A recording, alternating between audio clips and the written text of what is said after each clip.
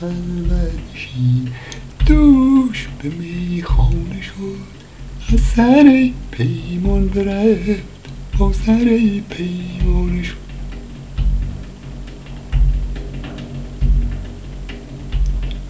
صوفی مجلس که دید جام و قدح می شکست باز به یک جرمی عاقل و فرزانه شد عاقل و فرزانه شد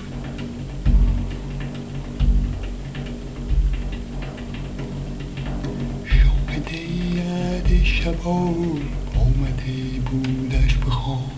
شاهد عهد شبان آمده بودش به خواب باز به پیران سر عاشق و دیوانه شد عاشق و دیوانه شد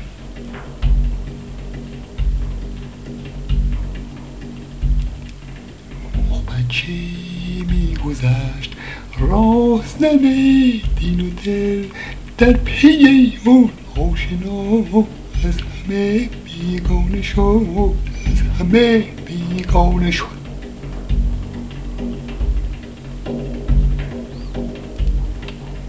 آتش رخسار گل خرمن بلبل بسوخت آتش رخسار گل خرمن بلبل بسوخت چهره خندان شب آفت پروانه شد آفت پروانه شد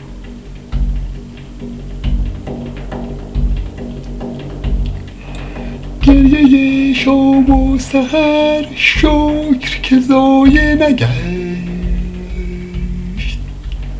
گریه شام و سحر شکر که ضایع نگشت قطره باران ما گوهر یک دانه شد گوهر یک دانه شد نرگس ساقی بخواند آیت افسونگری حلقه اوراد ما مجلس افسانه شد مجلس افسانه شد منزل حافظ کنون بارگه پادشاست دلبر دلدار جانبر جانانه شد جانبر جانانه شد دلبر دلدار جانبر جانانه شد جانبر جانانه دلبر دلدار